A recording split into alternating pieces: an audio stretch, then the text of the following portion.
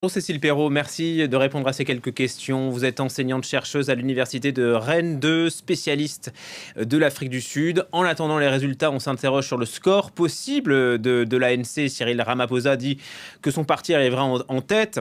C'est vrai que le parti de Nelson Mandela dirige l'Afrique du Sud depuis 30 ans. Est-ce qu'il risque d'être victime de l'usure du pouvoir ?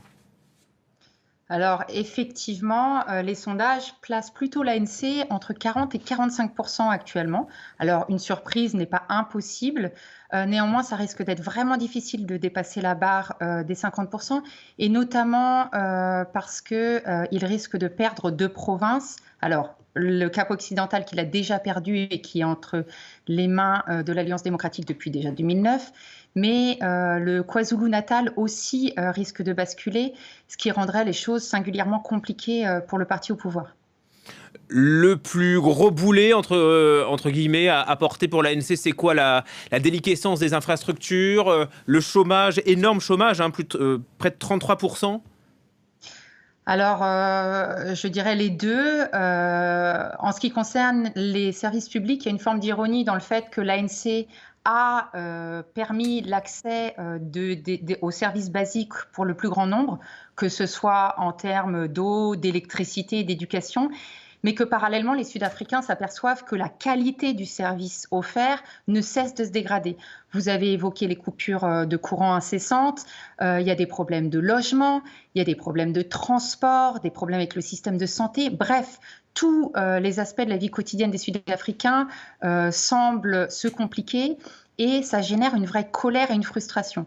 À ceci s'ajoute effectivement le problème du chômage, 33% et même 60% quand on parle des plus jeunes.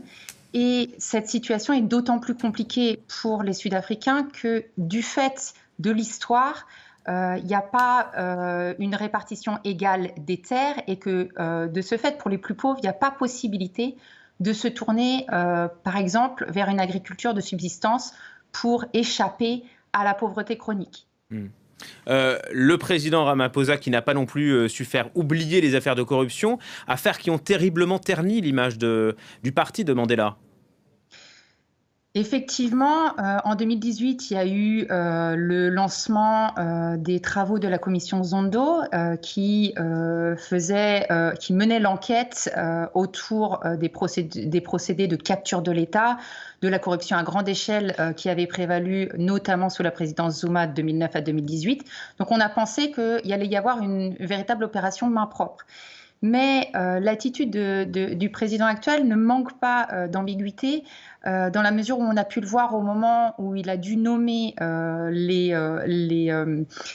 membres de l'ANC qui concouraient aux élections. On a pu voir qu'il ne tranchait pas et qu'il a laissé des gens qui étaient condamnés, connus pour des faits de corruption, se présenter aux élections.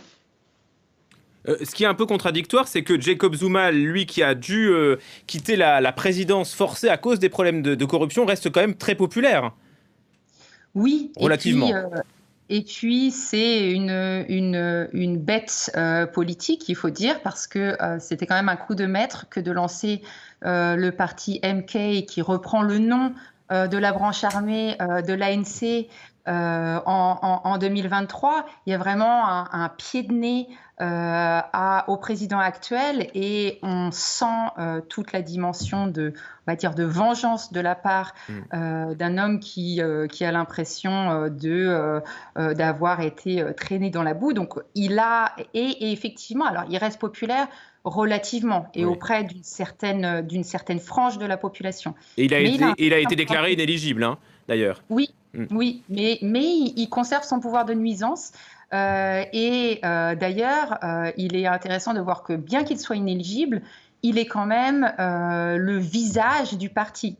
Ce qui est assez paradoxal d'avoir un parti qui se présente avec pour visage un homme qu'on ne peut pas élire parce qu'il a été condamné par la justice. Mais on pourrait imaginer une alliance entre son parti et celui de l'ANC si l'ANC est sous les 50%. Alors, ce n'est pas tout à fait impossible. De mon point de vue, ça semble quand même hautement improbable. Il faut comprendre que là, du coup, on a 4 partis qui se partagent entre 80 et 80, qui se partageraient entre 80 et 90% des voix. bien que 70 partis se présentent aux élections. On a vraiment quatre acteurs majeurs. Une alliance avec le MK n'est pas, comme je l'ai dit, impossible, moyennant quoi, vu les inimitiés entre Zuma et Ramaphosa, et puis toutes les casseroles qu'il traîne derrière lui, je ne pense pas que ce serait le premier choix de l'ANC, loin de là. Un dernier mot, Cécile Perrot, si vous le voulez bien, sur le bilan que l'on pourrait commencer à établir sur l'ANC qui est au pouvoir depuis 30 ans. Hein, ça coïncide avec cette élection. Tout n'est pas à jeter. Hein, ce parti a quand même mis fin à l'apartheid. On parle aussi beaucoup d'aide sociale. L'ANC a changé la vie des Sud-Africains. Oui, certainement. Comme je l'ai évoqué, il y a quand même un meilleur accès à un certain nombre de services. Et aussi, vous l'avez évoqué, la question de la protection sociale. Il faut savoir qu'aujourd'hui, près de 50% des Sud-Africains reçoivent des aides et que pour un quart de la population, c'est même la première source de revenus.